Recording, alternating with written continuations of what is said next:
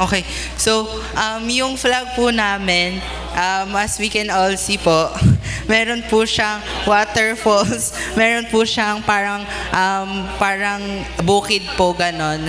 Dahil po, ang origin po ng family po namin ay sa pagsanghan, which is marami pong may mga palay po ganon, may marami pong landforms.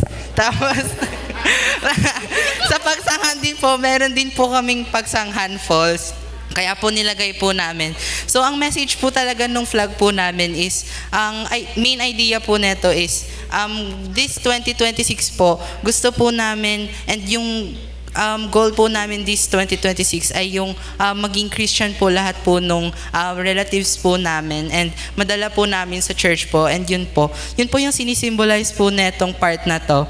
We po as a family, makikita po natin na medyo wala pa pong green po yung side na yon. And kami po, dinidestroy po namin yung mga rocks na nakaharang para po mag-flow po yung water and mag-vegetate din po, and ma-bless po namin yung mga relatives po namin na hindi pa po nakikilala.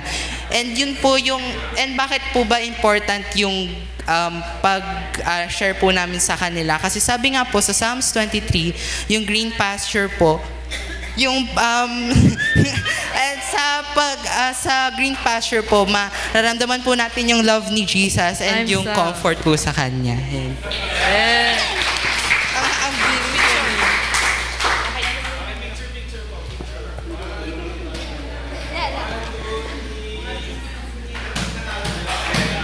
Okay, next ang...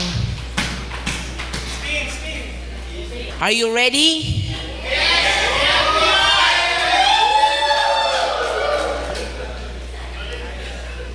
Are you ready?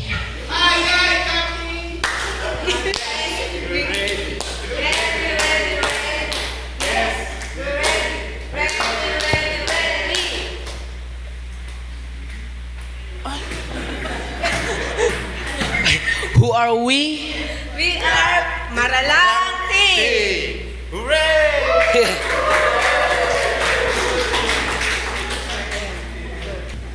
So this is our family flag that we've been coming up very early. So the first part is a lyrics from a song, which I'm gonna elaborate. All our life you have been faithful. All our life you have been so good. This shows that the goodness of God is great for families, especially when there's a conflict going on. The second part is a pet lover because we all own fishes, dogs, and cats. We love animals. The third Last part, 30 seconds. the third part is a house that we live in, and I'm so thankful that my parents bought it so that we can live and have a peace of mind. And then the last part is living a healthy lifestyle, eating fruits and vegetables and exercising daily. Now, the benefits are that one, that they extend our lifespan. Two, they Okay, time's up na po.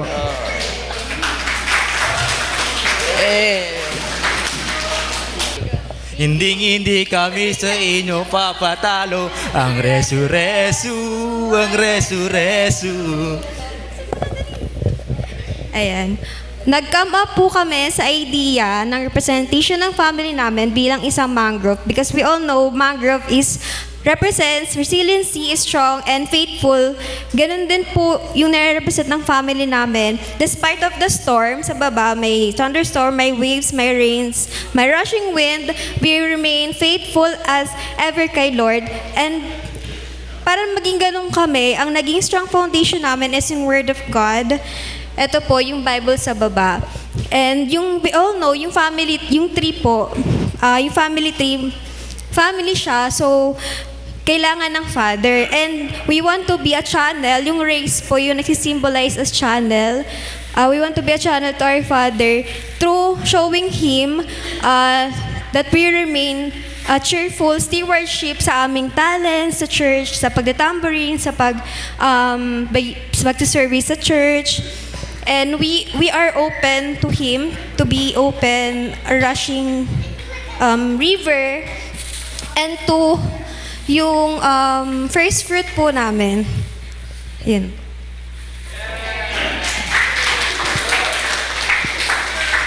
Okay, sakto.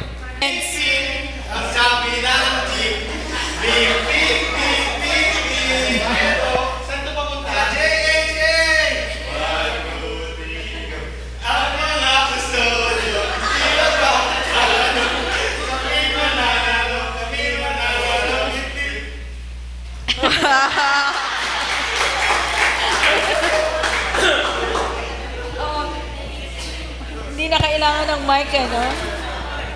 Mic. Dali.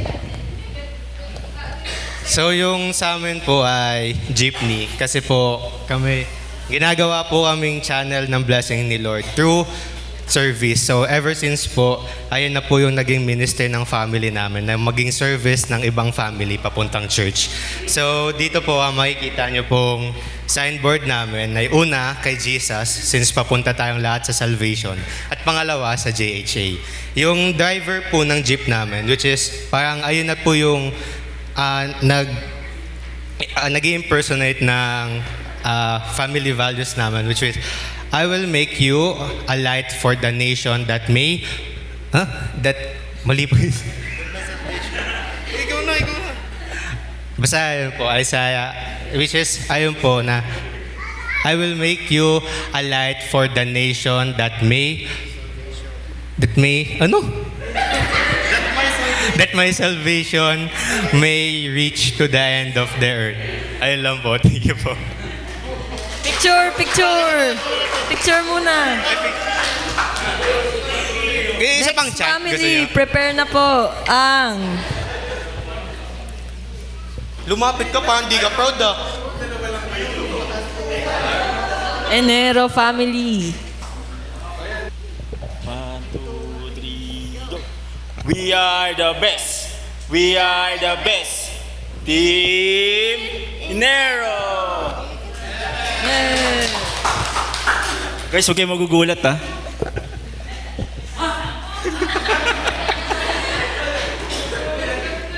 Drawing ni Odian, parang nung pares kami.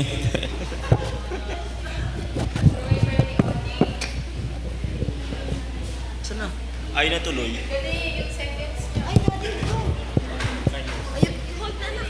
Go. Hold na yan. Yan. Bale, itong naisip naming flag, yung pinanghahawakan naming verse, yung Proverbs 16 verse 3. Ano yung Proverbs 16 verse 3? Ayun na. Yung Proverbs 16 verse 3, commit to the Lord all your plans and He will establish it.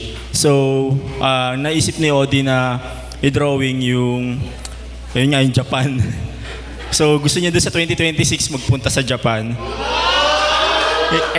Wala pa. Pero may posible naman sa Panginoon. So, yun. Tapos, nilagyan namin ng Bible. So, yung Bible na yun, nilagyan namin sa taas kasi ayun yung nagbibigay sa amin lakas sa araw-araw. And then, yung pinagpipray lagi namin, yung church lot. So, yun yung JHA. 30 seconds. Ayan, may parking yan. Malaki yung parking yan. So, yan. Tapos, yun, syempre, yung bahay namin sa Batangas, gusto na kasi ng mga bata na makalipat na doon. So, hopefully, makalipat din kami soon. And yun, yun lang. And thanks po.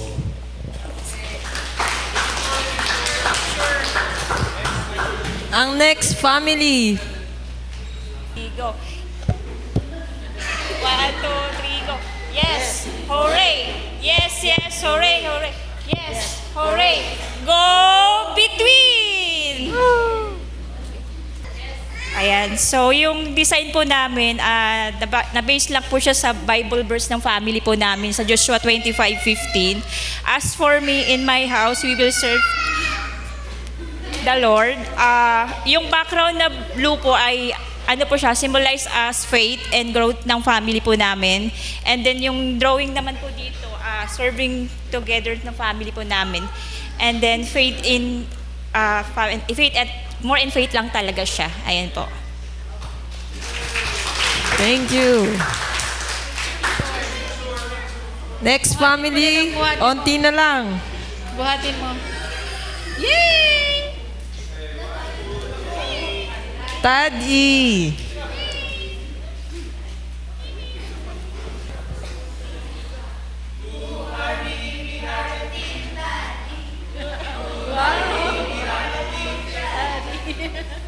Wow.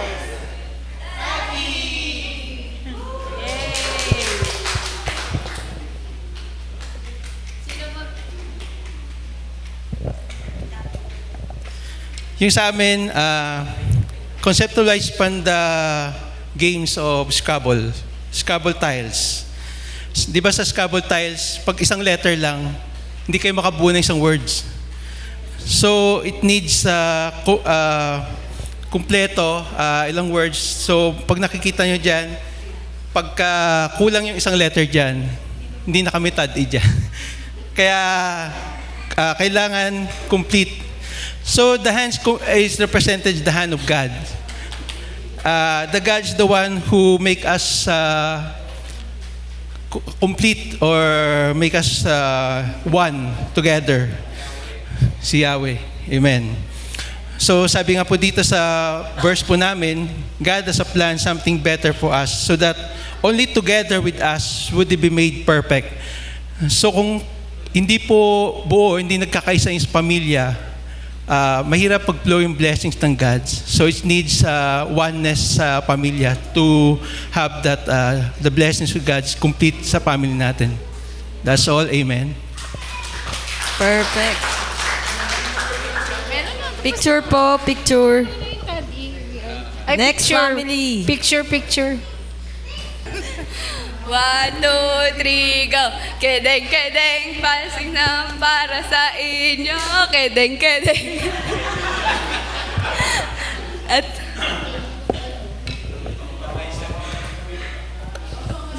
so, yung pinaka main point po nung flag namin is yung just kidding, which mostly associated with just kidding. Yung famous praise po na yun is most of the time associated with making funny remarks, and our family believes po that being positive can influence other people, and that's how we share our blessing. Yung sun po here, it represents na since OFW po si Daddy, it represents that even though magkakalayo kami by distance, we are united with a certain thing, and that sun represents God and our faith. And in addition po, it means that there is new blessings every single day. Tapos yung rainbow po, it represents our family as being yung rainbow po, nagre-represent siya na kahit anumang dumating na uno sa family namin, we are always hope and faithfully waiting for the response of the Lord sa bawat 30 prayer seconds. namin. And then ito po yung aming home, which is yung overall. Yung overall niya po kasi, yung katulad po ng Acts 20:35, it is more blessed to give than to receive. We believe na ang pagbibigay po namin taos sa puso, at ang gusto po namin na maging blessings kami, hindi lang po sa aming pamilya, sa aming kaibigan, sa aming mga nakakasalumuha sa araw-araw. Yun po. Thank you. Okay. 1, 2, 3, go. Who we are Salupan family. Who we are Salupan family. Yung house po namin, it is built with love, joy, kindness, faith, hope, peace, and patience. So, ito pong mga traits na to, what strengthens our family. Then, meron pong drawing ng sun and rainbow, which symbolizes new beginnings. So, we are looking forward to what God has in store for us for the year 2026. Then, ito pong nasa gilid, yung Bible, yung pagpipray and pagpipraise and worship. Ginagamit kami ni Lord through this po. Then yung daan naman po, it symbolizes naman po yung journey namin sa family namin. Hindi po siya laging okay. Katulad po ng daan, minsan may bumpy roads, pero at the end of it, yung family namin is full of love. Yun lang po. Thank you. Picture. Picture po. We are blessed to be a blessing, yes we are. We are blessed to be a blessing, yes we are. Serve the Lord every day, share His love along the way. We are blessed to be a blessing, yes we are. Okay. So, good afternoon po sa lahat. Kami po ang Team Ancianos at narito po ang aming flag representing ang Make Me a Channel of Your Blessing. So, ang aming pong artist ay walang iba kundi si Praise. Narinig pa lang po niya yung flag, kinuha niya na yung bond paper at nag-sketch na siya. So tinutulungan na lang po namin siyang mag-color, pero siya po ang nag-drawing niyan. So sabi niya, ang unang instruction niya, dapat may cross, at dapat may family, at dapat may heart. So sabi namin, dinagdagan namin kasi dapat connected siya sa Make Me a Blessing. So kung makikita niyo po, yung cross ay parang naging puno, which is yung cross ay si God. Tapos kami po ang family, kami yung mga ugat. Bakit ugat? Ugat na 30 seconds. mas humahaba, mas lumalalim, mas nagkakaroon ng deeper faith sa Panginoon, mas nagiging mayabong na puno, magkakaroon ng maraming bunga at yung mga bunga na yun ang isi-share natin sa ating mga pamilya, mga kaibigan at lahat ng nakasalamuhan natin. Hindi lamang financial, kundi spiritual at emotional. Kasi yun po ang prayer naming family na Lord, i-bless mo kami so that we can be a blessing. Sabi sa salita ng Diyos, I will bless you so that you will be a blessing. Maraming salamat po.